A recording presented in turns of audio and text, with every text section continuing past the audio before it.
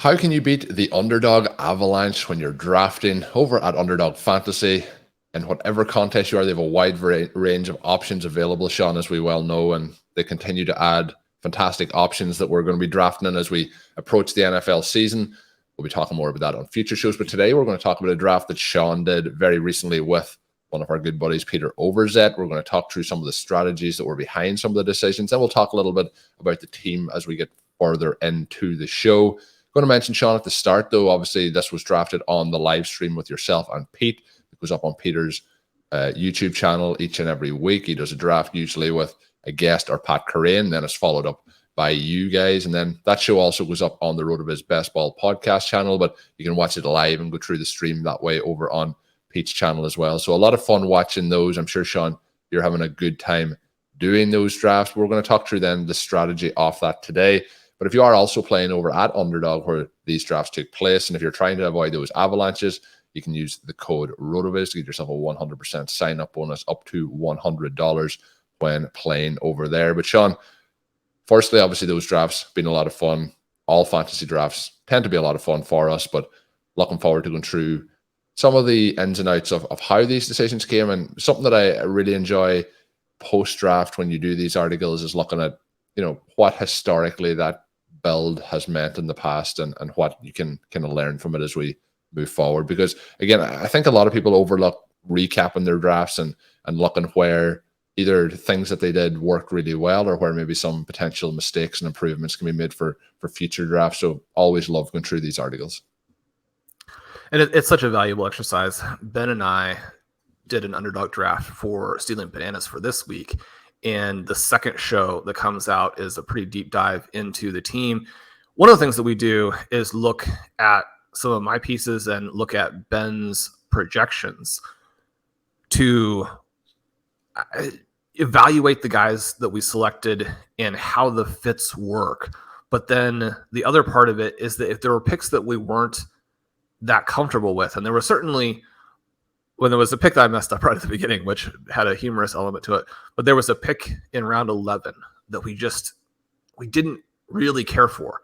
And yet, even after sort of an hour of working through the team and trying to figure out every possible scenario that could have played out, given an hour, we didn't have a better pick than what we had been able to make in the 25 seconds or so you have when you're on the clock. And so sometimes you make a pick that you don't like, and there just actually wasn't a better option.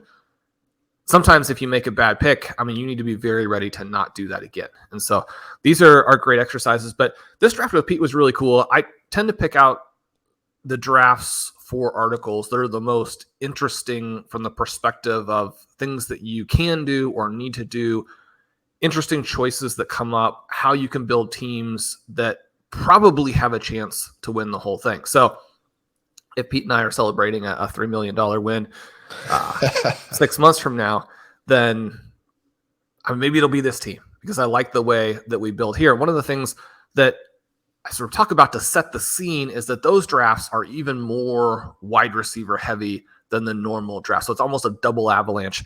We look at the ADP from this season, and obviously wide receivers are going fast and furious. We start out by taking the Win the Flex tool and discussing this big edge for running backs in terms of early scoring. Colm, you think through the years, and one of the reasons that we wanted folks to draft wide receivers in so many contests, and especially full PPR contests where you have flex spots that you can dominate from, is that you want to take advantage of that scoring edge. We have some incentives in 2023 that push us toward running back for that. But we also have this different dynamic where robust running back, when running backs have the scoring advantage, is not going to be as successful or give you the same overall benefits the zero RB has when the opposite is the case. So we want to keep that in mind, but yet we also want to think about the fact that, running back could be the way to play this year. And all that we have to do to at least start to make that case is to look at 2021, which had a lot of similar players, a lot of similar dynamics at the different positions from a scoring perspective. And in 2021, you pull up the RotoViz Underdog Roster Construction Explorer, and you can see that a running back start generated playoff advance rates of almost 23%. I'm just going to say to people, listen to these numbers that Shawn's going to give you, because it's in the article and it's easy, obviously, for me to see visually, but the difference in these 2 years is astounding. The 23% is crushing the tournament, right? You come back in 2022 and that drops below 11%.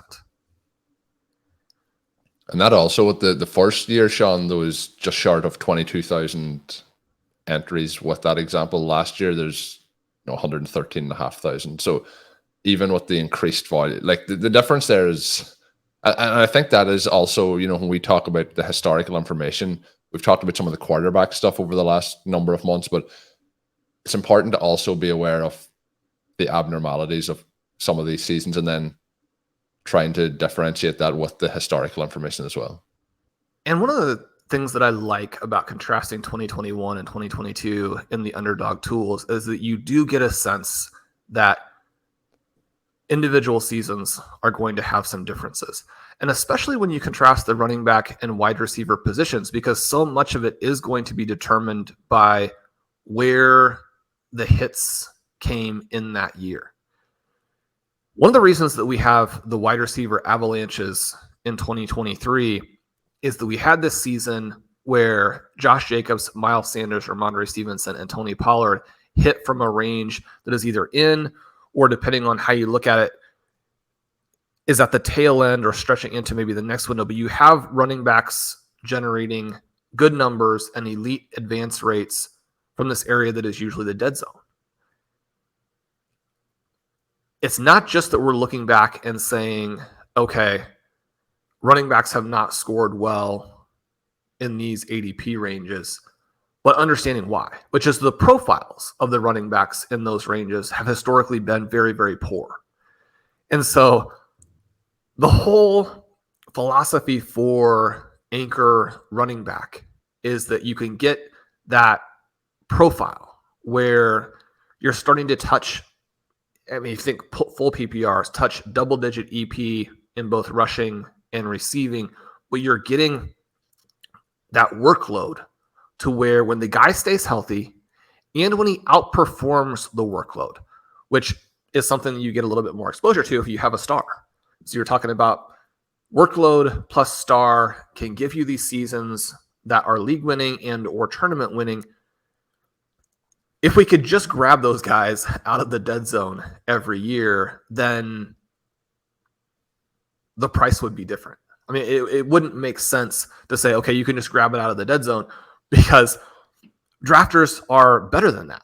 They can see the players who have these star profiles, and then the profiles that are a little bit more like Stevenson and Pollard. I mean, one of the reasons that those guys are so interesting is that they have been in the past players who would have fallen a little bit further, and you could get into that range where you're starting to think, I mean, this is 0 RB. We're already loaded up at wide receiver, and now we can get profiles like Stevenson and Pollard.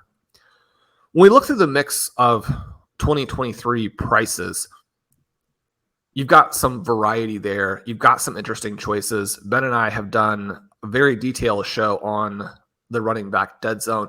If you're wanting to look at specific guys, you can check that out. But for this article and for this exercise, one of the things I wanted to look at is how in 2022, then you have the wide receiver heavy start puts up a really good win rate, getting to almost, or advance rate, getting to almost 20%.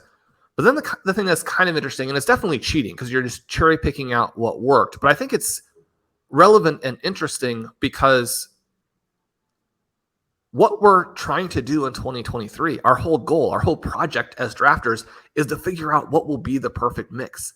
And so you look at 2021, you could push those advance rates even higher if you had gone running back ×2, that double anchor, and then you take 4 wide receivers.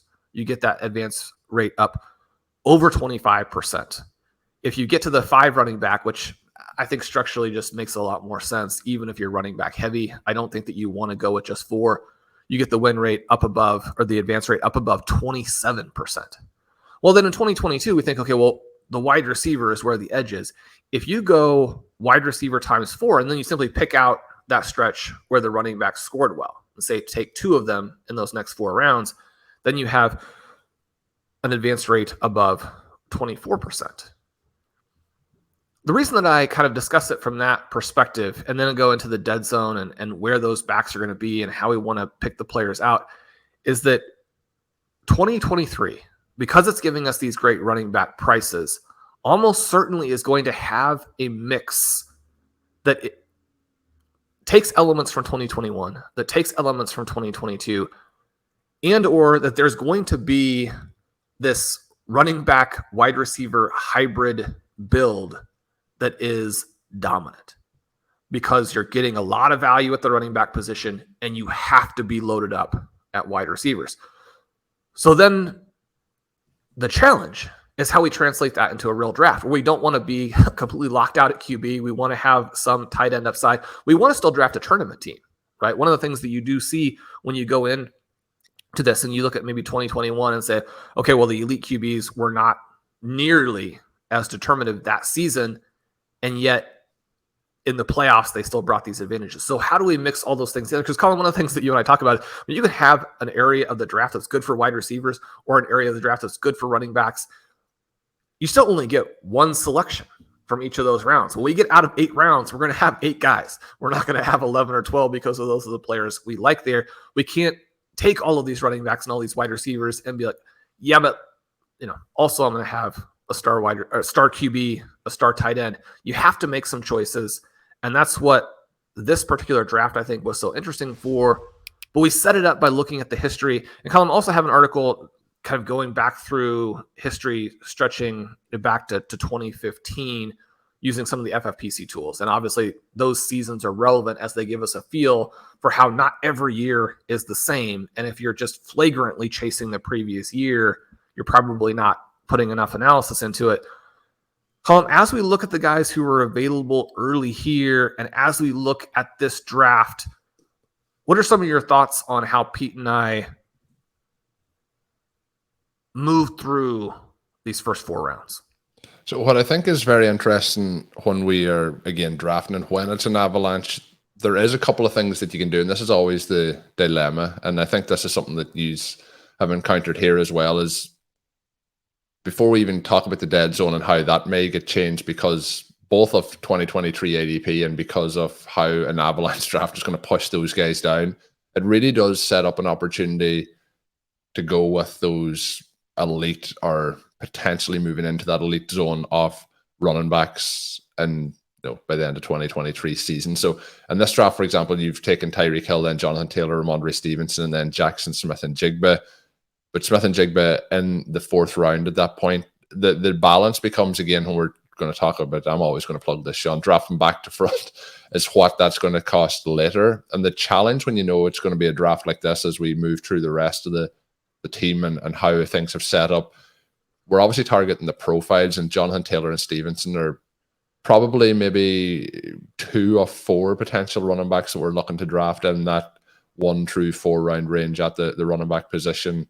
When we get into that 2nd round, obviously leaving the likes of McCaffrey and Bijan Robinson maybe in the mix as well ahead of that. But they are definitely foundation backs for this team. And the other thing that I think that falls into is something that I've been playing a little bit with is when you are having what you would call a double anchor or a double hero kind of RB or a hero RB build in these situations. The way that running backs have fallen, particularly in these sort of drafts, is with the likes of Rhamondre Stevenson or even if Breece Hall's in that zone, you're looking at having your hero or double anchor in that little bit of a later range. And that can happen as well in these, kind of Avalanche drafts as the wide receiver does get pushed up. But through those rounds, Shawn, absolutely no problems with the picks. The one that I haven't drafted as much of this year is Tyreek Hill. But when you're at that 4th spot, when Jefferson, Chase, and Kupp are off the board, you are in a spot there where it's kind of Christian McCaffrey, Travis Kelce, or Tyreek Hill if you want to go wide receiver. The tricky part, particularly in a draft like this, the Tyreek Hill pick, Christian McCaffrey is somebody you mentioned in the article, but when you are in a draft like this, you're already thinking, well, there is going to be some running back options here in the 2nd, 3rd, or 4th round. And if you did Christian McCaffrey there, you're kind of instantly limiting some of the potential options for what you're going to do later on in the draft. That will be the one pick that I would have potentially change the start of the draft, but I'm pretty sure that's going to come into your thinking as to why you didn't go McCaffrey there. Yeah, and I mean, I have McCaffrey right there, if not higher than Hill. Pete and I had already done a CMC team, and that influenced the selection a little bit. But partly when you're in that spot, the 104, in what you assume is going to be an Avalanche draft, you're looking at the guys you're going to get a shot at in round 2. And so we see Olave, Higgins, Waddle. Those guys all go in the middle of the second. The best option coming back around to us was DK Metcalf. We talk a bit on the show about how we more or less have JSN at the same basic level. The next wide receiver selected, Calvin Ridley. We discussed how we like to play the Jaguars, which is not through the most expensive pieces. And the Jaguars are actually a pretty tricky team to play effectively.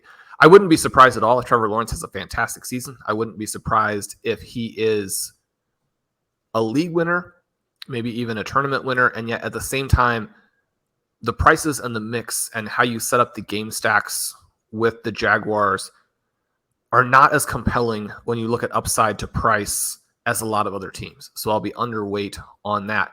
But when DK Metcalf and Calvin Ridley are your two best choices at the wide receiver position at 209, you get a real sense of what the drafts are giving you, which is not wide receiver, right? I mean, those are guys that, I mean, I think are round 4 values. And so if you're going to have to pick him 209, you're going to pass. You're going to go somewhere else. Jonathan Taylor. You also, just to continue on that for people that are listening and didn't get to see the stream, when you take Taylor at that point, it is DK Metcalf, Pollard, Barkley, Derrick Henry, Breece Hall, Calvin Ridley. Then you make the Stevenson pick, then it's Hurts, then it's Mahomes, then it's Josh Jacobs, then it's Mark Andrews, before you get to Deebo Samuel, Amari Cooper, Keenan Allen. At that point, and this is where you're looking at a true avalanche, it is wiped out in the mid-second round at the wide receiver position. It's completely wiped out. And so you have to understand where these bubbles are, where these pockets are. I like the wide receiver options at the beginning of round 1. That trio there, I think, is elite. I like the wide receiver options kind of at the 1-2 turn. Garrett Wilson, Amon-Ra, Jalen Waddle, those guys I think can be elite.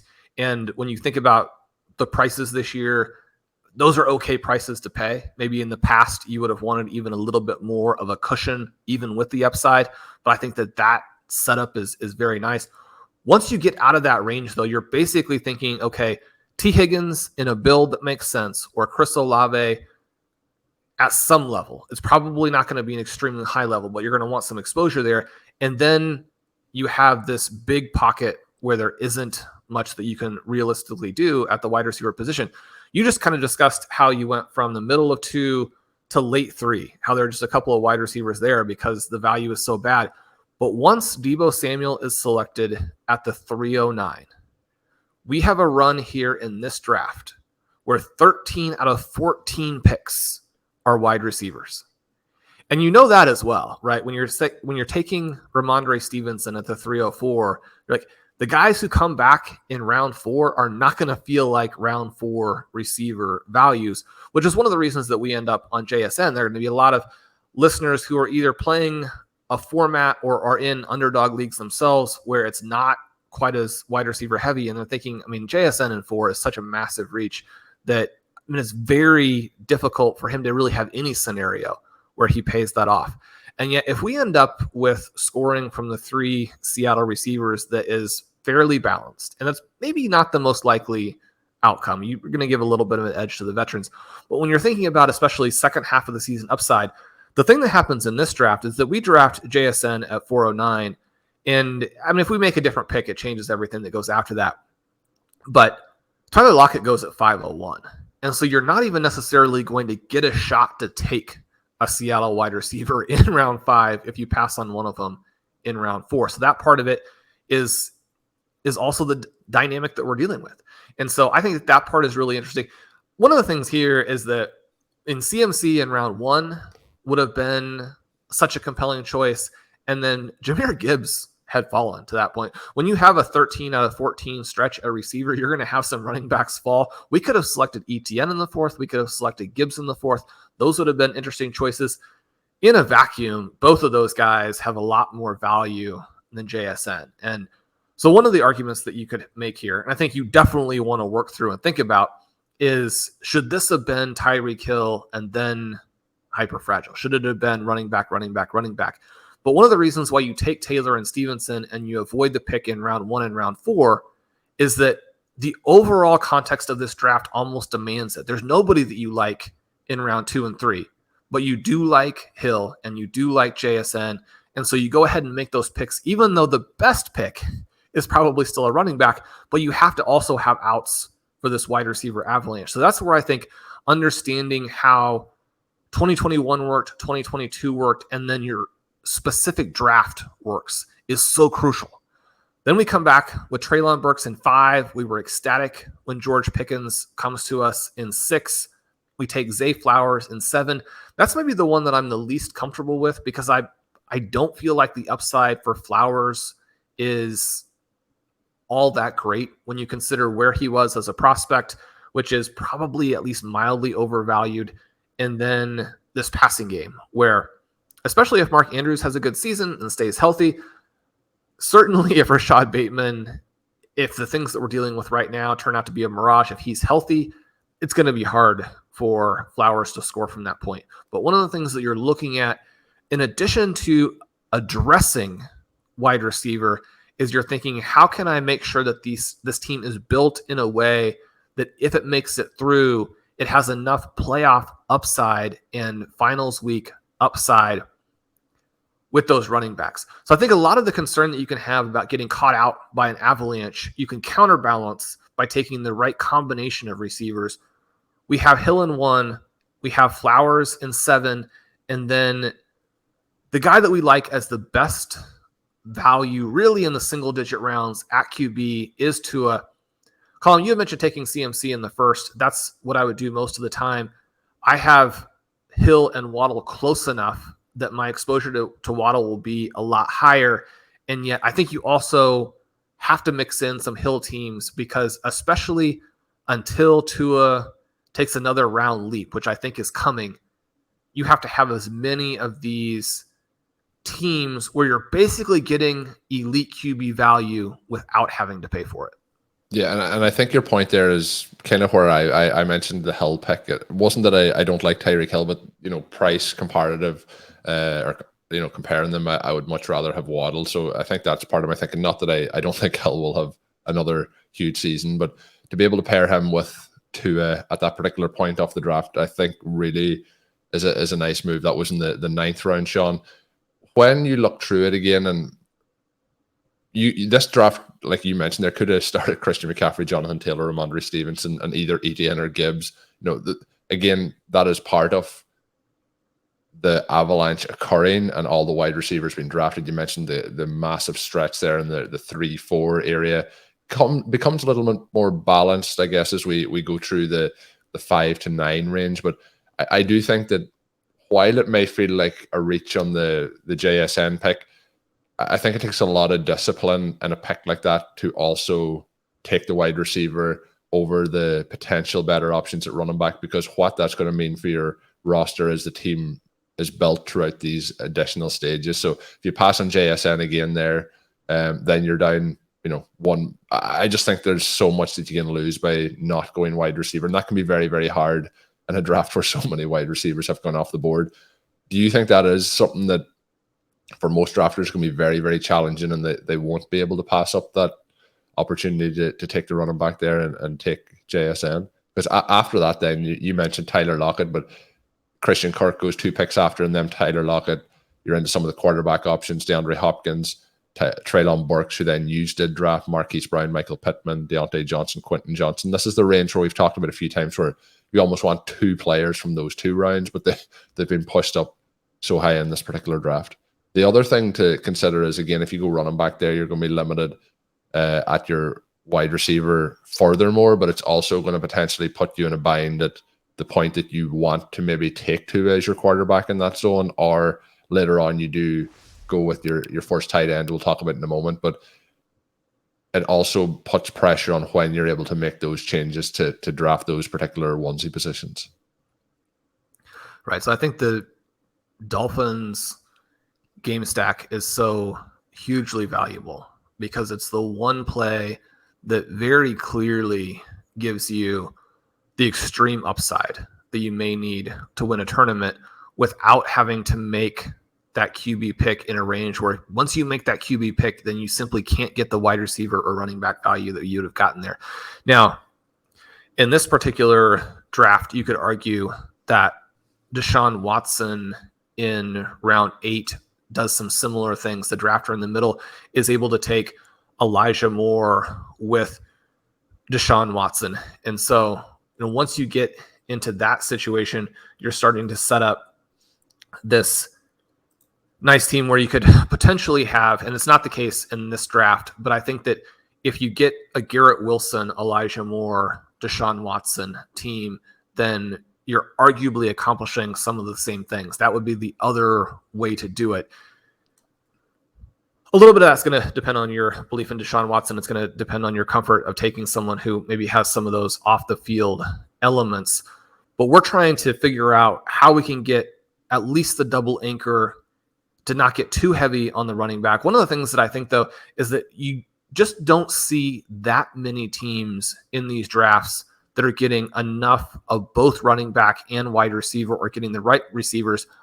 And then this will be the other part that is going to be a little bit personal preference. But when we talk about trying to build the best possible team and trying to build teams that have similarities to what King Cap did last year when he won the regular season crown, is that I don't like to force really unlikely wide receiver picks, unlikely to hit, unlikely to score enough points to move the needle.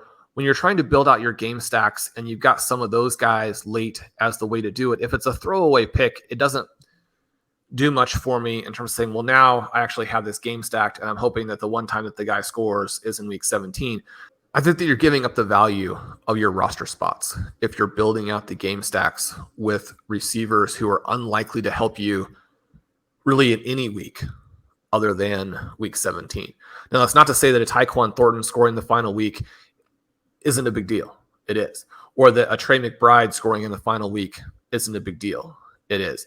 And you're going to be selecting some guy. So if you like that player anyway, and you want him to be part of your roster because you think that he has the ability to ascend, then you're looking for ways to do that late. And one of the teams, Colm, that you and I like to do, and that we actually play in this draft here, where we end up with Tyquan Thornton, Mike Gesicki, and Mac Jones in round 18, is that if you like those plays anyway, they're a great way to finish out your draft because you can develop a stack with the breakout and sleeper options that you want at great prices. But I'm not that interested in building out the game stacks through guys who just really aren't particularly relevant. We want to make sure we're using those picks on upside tight ends. We want to be using those picks on zero RB choices. We know that there are some great picks right now in rounds 15 to 18 at the running back position. You want to be hitting those guys. So when we're trying to make sure that we get the full value from the running back discounts this year, it's going to be taking those legendary upside guys, and then it's going to be getting the wide receivers that build the highest upside game stack. So we know that we don't want to give away a lot of points or the implied points that come from giving up a lot of ADP value. And yet I'd prefer to give up some ADP value in these first 8 rounds to make sure I'm getting the right wide receivers to build out the high upside teams and the right game stacks, as opposed to not having that and really using rounds 15 to 18 to force that part of the team and giving up a ton in terms of what the value of those late picks are. And so we come back to this team here and you get Brian Robinson, you get Khalil Herbert, you get Dalton Schultz, which I discussed a little bit the pros and cons of that in the article. You get a Thornton, and then at the end, you get Chuba.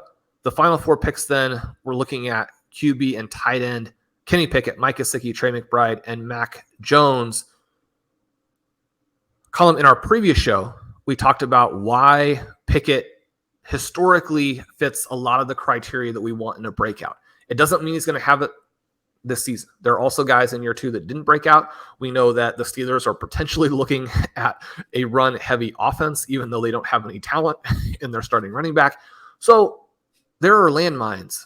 And it's not to say that Kenny Pickett is going to work, but when you have a team where you're able to get JSN and George Pickens, you want to come back with Pickett at the end of that team. When you have a team with Tyquan Thornton and Mike Gesicki, you want to at least consider Mac Jones in the final round. He's not always there, but if that's a better selection than taking a throwaway pick at a different position, I like the way that this team is able to hit on 18 different guys that we really like, as opposed to making a pick for a pick's sake late. And I like the fact that you're able to really balance out the positions with a lot of running back and wide receiver firepower. But then because you have so much firepower early, you're able to go 3 tight end and 3 QB if and when it makes sense. And that those are not just guys who were thrown in, but they're very intentional picks for what this specific roster did early and what it needs late and how that all works together. Yeah, and when you look at the entire board when the draft is finished, I think these have done an exceptional job. The one advantage that really stands out having those 2 early running backs is that you were able to add that additional spot. You could, you could have did it in different ways, but to have the 3 tight ends, 3 quarterbacks, and the way as well. And one thing that we've mentioned, Shawn, sometimes it's the teams that people aren't really attracted to. And for example, at the moment, it feels like that is going to be the New England Patriots until things change, but you were able to get Thornton in the 14th, then you get Mike Gesicki in the 16th, and then in the 13th, and then in the 18th you pair that with Mac Jones. You get kind of that cheap New England stack to pair things up. You also get Kenny Pickett to go along with George Pickens earlier in the draft as well. So I think all things considered, really rounded out this team in a pretty perfect way. I think it sets it up quite nice. I think this, Shawn, you teased at the start, but this may be one to watch as the season goes along, but lots of firepower. But I do think, again, having the discipline in that the 4th round to take JSN, I think is where a lot of things hinged on this draft. So nice job. I didn't mention this at the start, Shawn, but these drafts that are on Pete's channel are at 11 a.m. Usually is when you join, 11 a.m. Eastern time on Wednesdays. So that might help people when they're looking, tried all of the awesome content that Pete has tried all of the week to be able to kind of pinpoint more if they're looking for your exact show when you're on with them. But highly recommend that as well. Anything, Shawn, though, in summary of the team, the article that you want to mention? I think it's a really fun squad here that you've managed to build out. Yeah, just to continue thinking, to continue to work through the puzzle, to have fun with it. It's such a great challenge, I think, to draft in 2023. I think this is the most fun year for drafting. And then continue to explore new ideas. Michael Dudenmer has some great stuff up on the site. Blair Andrews, we're going to have new, as you're listening to this, Connor O'Driscoll has a new piece out looking at the FFPC, and we know that Connor has been extremely successful there. So anyone who wants to follow in his footsteps, his articles, his strategy sessions are a great place to learn how to do that. Also, Colm, I would love for anyone who's interested in this team or just wants to kind of follow along with these drafts as they go along, please subscribe to the Best Ball feed. If we have any OT listeners who aren't subscribed over there, you'll get those drafts. It helps us out as we build up the individual channels. We build up RotoViz Radio as a whole. I mean, you guys have been absolutely fantastic. I appreciate it so much. Clicking those buttons, if you want to leave a rating and review across some of the different feeds, as you mentioned, Colm, if you want to leave some comments on the YouTube, those things, even the ones that just take 2 or 3 minutes, do help us quite a bit. So if this was interesting, leave us a little note somewhere, but subscribe to that feed. Love to get that Best Ball feed sort of up at the level of Overtime. And the other thing, Shawn, you mentioned Connor at the start of the show, and again, I'm sending some messages behind the scenes to Connor. We may be linking up for some more drafting. It's one of those things. He beat us, obviously, and what you were mentioning there, he beat us to first place in the FFPC contest a couple of years ago. So I've joined him since over the last couple of seasons to try and if you see can't if we beat him, can join him. Yeah, if we can match some of that success. But looking forward, hopefully that will be coming out over the next couple of weeks if we can make it all match up. But if you're also signing up over at rotoviz.com, you want to check out Shawn's article that we talked about today, which will be linked in the show notes, or any of the other content or tools up on rotoviz.com. Use the promo code RVRadio2023 to save you 10% off a RotoViz NFL pass. The perfect time to sign up now, as we are really starting to get into the heart of all forms of drafts and everything that's got going on at the moment. So thank you for tuning in today. Hopefully you've enjoyed the show. My name is Colm Kelly. You can follow me on Twitter at @OvertimeIreland. My co-host is Shawn Siegele. Check out today's piece and much, much more up on rotoviz.com. And until we are back, have a good one.